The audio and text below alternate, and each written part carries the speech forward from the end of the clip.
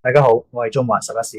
喺華盛頓呢個權力鬥獸場，揾錢唔係犯法，形式先至係決定生死嘅關鍵。最近特朗普按規定提交嘅一份財務報告，就好似喺一池渾水入邊引爆咗個深水炸彈，將佢同佩洛西之間嘅暗戰直接炸上水面。呢場獵殺由特朗普喺上個月底嘅一聲咆哮正式拉開序幕。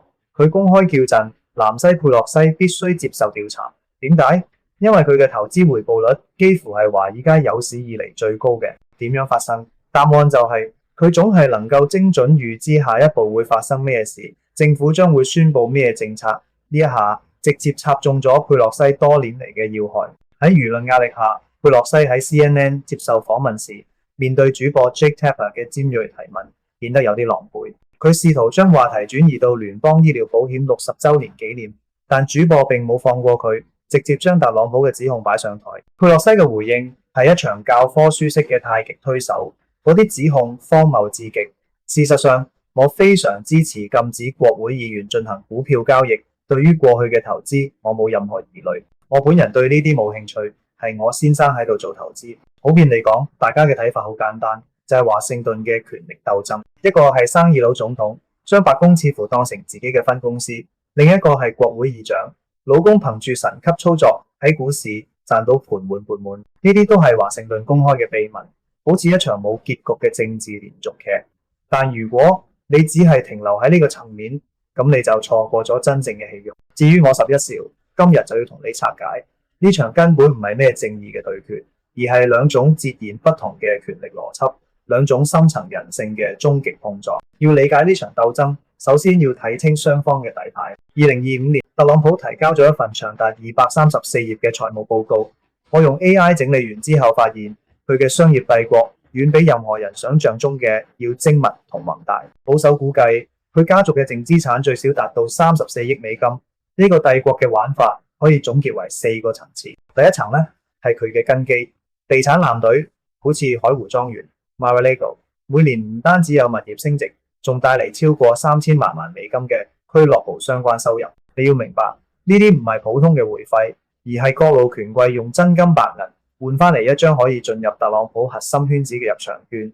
呢啲物業就係一個個權力交易所，係佢帝國穩定嘅現金流。第二層係佢嘅品牌招供體系，比特朗普嘅大樓更賺錢嘅係特朗普呢個名。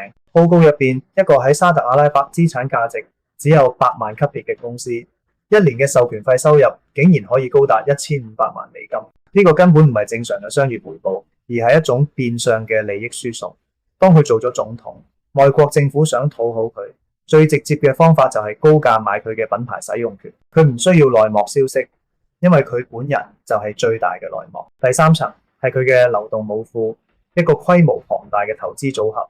佢嘅核心持倉係蘋果、微軟、摩根大通呢啲藍籌股，同時亦都買入輝達、Google 呢啲增長股做衛星。但真正嘅戲肉係佢喺2025年後8個月嘅一個關鍵操作，築起一道現金長城。面對超過1億美金嘅訴訟壓力，佢瘋狂掃入超過2億2000萬美金嘅市政債券。呢個唔係投資，而係喺度駐屯，將之前賺到嘅高風險利潤轉化為最安全、流動性最強嘅戰爭儲備。最後一層，亦都係最危險嘅一張牌，就係佢手上揸住嘅1億1400萬股特朗普媒體股票，以現時價格大約17蚊美金計算，帳面價值接近20億美金，但目前完全冇流動性。呢張牌就好似一枚核彈，一日未引爆都只係一個巨大嘅變數，但係同時亦都係佢最大嘅籌碼。睇完特朗普嘅銅牆鐵壁，我哋再睇下被佢瞄準嘅獵物佩洛西。佢嘅玩法冇特朗普咁宏大，但係更加致命，好似一把手術刀，精準到令人心寒。數字係唔會呃人嘅。追蹤佢老公保羅嘅投資組合，歷史總回報率係恐怖嘅729%，年化複合增長率高達20.64%，比巴菲特19.9%仲要高。喺佢嘅表現圖面前，市場指數就好似一條喺地上面爬嘅秋日。如果話巴菲特係股神，咁佩洛西夫婦可以話係直接收到神諭嘅人。點樣做到？答案就喺佢哋嘅交易手法入面，資訊差，再加埋高槓桿嘅奇缺，呢啲喺我哋普通人眼中嘅迷霧，喺佢眼中就係一張清晰嘅藏寶圖。而負責執行獵殺嘅就係佢老公保羅。佢唔係簡單買股票，而係大量使用期權呢種金融衍生工具。喺晶片法案醞釀期間，佢大手買入 Nvidia 嘅 call option 之後，升幅就超過20%。呢種玩法已經唔係投資，而係一種近乎作弊嘅資訊套現。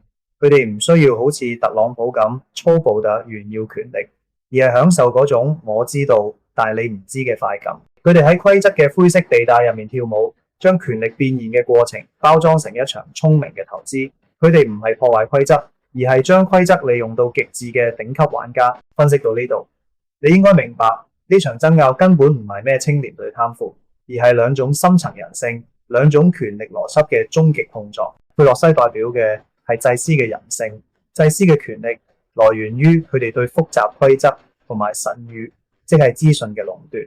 佢哋係現有體制入邊嘅頂級玩家，唔會去推倒神廟，而係通過最精準嘅解讀嚟換取信眾嘅財富。佢哋嘅行為極其精緻隱蔽，追求嘅係一種智力上嘅優越感。呢個亦都係現代精英層嘅典型心態。我冇犯法，我只係比你更識得點樣喺規則入面嘅。佢哋嘅世界係要掌控成個體系，而特朗普代表嘅係君王嘅人性。